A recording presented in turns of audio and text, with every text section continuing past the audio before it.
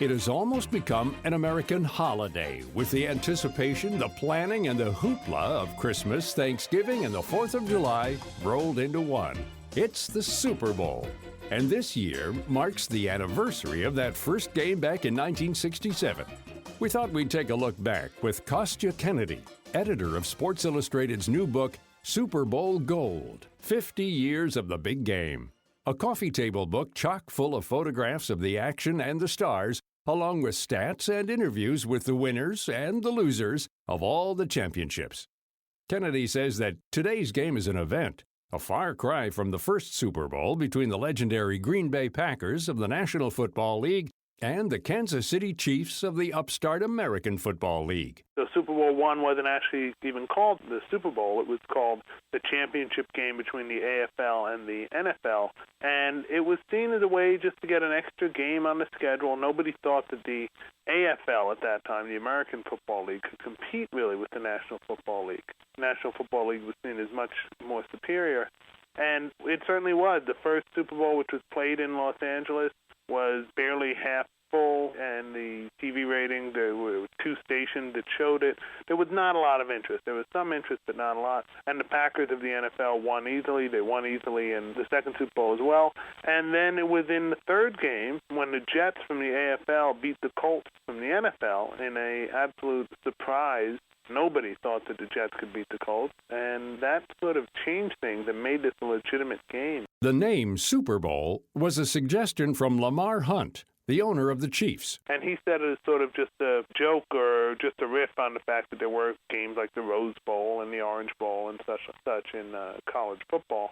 And somehow the name stuck without a big proclamation or anything. It just started to be referred to and then officially called the Super Bowl. That Super Bowl III that he mentioned and its star, Broadway Joe Namath, showed the football world that his Big Apple mouth and persona were backed up by solid talent. His famous guarantee that they would win the game beforehand, he had a real big arm so he could make important throws, and he had complete confidence, and that absolutely rubbed off. He went out and he really had a plan and really delivered things, and he sort of made the Jets winners by what he decided to do and the way he did it. Joe rubbed a lot of people the wrong way, but people on his team and the players on his team, there's no question they fed off him and responded to him in a big way, and as did the city and as did the football world at large. Once the game took hold, Kennedy says there began to be dynasties that ruled football and appeared at Super Bowls year after year. Among those were the Cowboys and the Steelers. When we moved into the heart of the 70s, and you had the Cowboys and the Steelers together, and they were sort of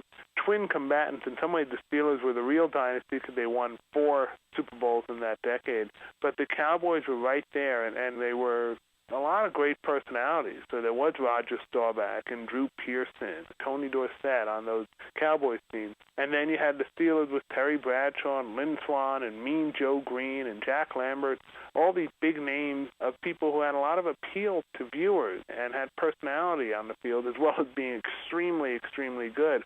I often think that Steelers and Cowboys twin reign there in the 70s had the big part of making the Super Bowl what it became and what it is. Certainly as a game on the field, it became clear that this was a real game that you had to watch and that it was a special game. Kennedy says that the players on the field did more than just execute plays and win games. They also changed the personality of the game in a way that appealed to a much broader audience than the die-hard football fan. You can relate to Joe Namath on the field and what he does, but what he did by being a personality, wearing his fur coat and swaggering around, that drew in the casual fan. And I think that that's what somebody like Bradshaw did as well, and what some of the other players did too. And it extended the game beyond just the male audience to a female audience and to the more casual fan, because these were now stories and personalities you were rooting for, not just somebody executing on the football field. In the 1980s, the San Francisco 49ers, Denver Broncos, and the Washington Redskins make multiple Super Bowl appearances. But on January 26, 1986, a team with few stars and not much glamour showed up in New Orleans to take it all.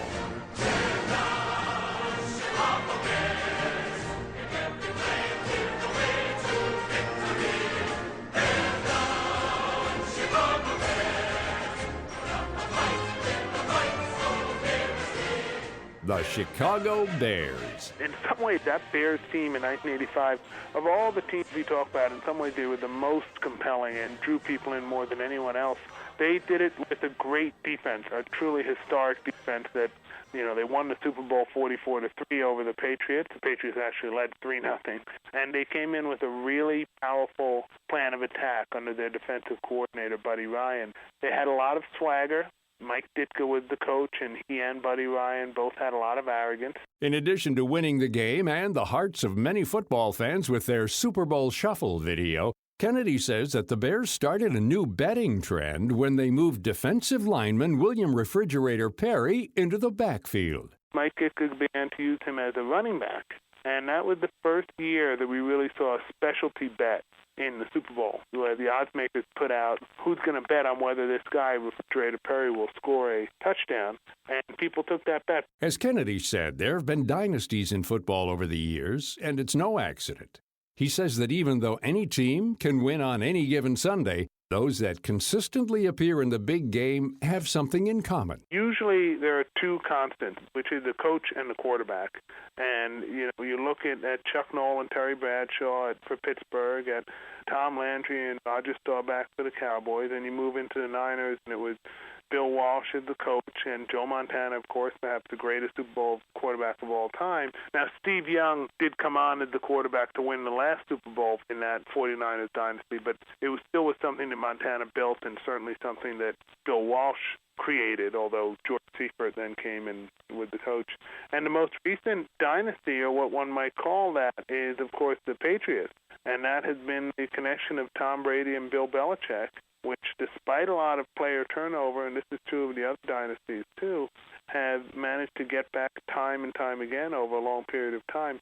Those appear to be the things you need. These days, the Super Bowl wouldn't be complete without a glitzy halftime show. In the beginning, halftime looked more like a college game with marching bands and baton twirlers rather than the big-name musical acts we're used to now. Kennedy says that the change came in 1992. When they got Michael Jackson to agree to perform. Before that, it was absurd to think that somebody of that stature with that kind of following would play in the Super Bowl. But Jackson recognized that this was a game going to be seen all over the world, and that people in countries that he would never get to and would never perform in would be able to now see him live. So he agreed to do it, and whether one was a big Michael Jackson fan or not, he was terrific. He really worked extremely hard. There's stories of him practicing late into the night before. He made it everything, and he put his best people around it. It became this high quality concert that you were getting in the middle of a football game. It was quite simply revolutionary. In addition to photos and interviews in the book, Kennedy says that they ranked the Super Bowl games from best to worst. You might not agree with their findings, but he says it was all done as objectively as possible. We came up with a formula where we ranked each Super Bowl and assigned point values depending on how many lead changes there were, how close the fourth quarter was, whether the underdog pulled it off, the kind of things an objective fan would cotton to and like in a game. And by doing that, we did rank every Super Bowl from number 1 to the very worst, number 49. And the best turned out to be the Giants beating the Patriots in Super Bowl 42. It was a 17-14 game, tight all the way through. There was a great catch by David Tyree against his helmet, and that was the year where the Patriots were trying to finish an undefeated season. They had been unbeaten, so there was a lot of historical significance. All of that conspired. We put this in our formula. We list out exactly how we did it to make it the best Super Bowl of all time. The Giants, incidentally, were also in what finished 49th in our list in the Super Bowl 35, which they lost to the Ravens 34-7. Just kind of a dud of a game without a lot of memorable plays or very much personality aside from Ray Lewis. The game's gotten bigger and better over the past 50 years, and it's broadened its audience to include children, women, and even non-football fans who just want to see the commercials. It's also become more expensive to attend the game by a lot. The face value of a Super Bowl I ticket was $10. Today it's in the thousands, if you're lucky to get one at all. You can relive all of the excitement of Super Bowls past in Sports Illustrated's new book, Super Bowl Gold, 50 Years of the Big Game, edited by Kostya Kennedy, and available now in stores and online. To find out more about our guest, you can log on to his site at kostyakennedy.com. You can also visit our site at viewpointsonline.net.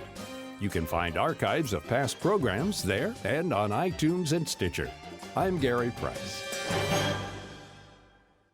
Medicare and their list of suppliers continue to change. So if you have diabetes, it may affect where you get your testing supplies. But rest assured that your number one doctor-recommended one-touch testing supplies are always covered by Medicare Part B at your local pharmacy and approved mail-order suppliers. Dr. Brian Levy, Chief Medical Officer at LifeScan, maker of one-touch products. Some mail-order suppliers may offer a limited selection of diabetes testing supplies. They may try to switch you to a different brand, saying your current products are no longer covered. That's just not true. You are entitled to continue using the products you know and trust and that have been recommended by your healthcare professional at no additional cost. Remember, you have a choice. Stay with the number one brand used by Medicare patients. For questions about coverage or where to get your one-touch testing supplies, call 1-866-621-6216 or visit www.onetouch.com/Medicare.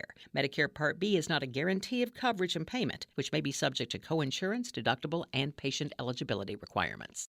Quaker is on the hunt for America's next great oatmeal flavor with the Bring Your Best Bowl contest. Simply submit your oatmeal flavor using 2 to 5 ingredients along with your creative inspiration for a chance to win $250,000 and inspire Quaker's newest oatmeal flavor. As an actress, cooking show host, and mom of 2, Tiffany Thiessen knows a thing or two about tasty creations. I'm excited to be a part of Quaker's Bring Your Best Bowl contest because I love the endless combinations you can cook up with oatmeal. From savory to sweet, for breakfast, lunch, or dinner, there are so many yummy ways to enjoy it. Enter your oatmeal submission now by visiting bringyourbestbowl.com.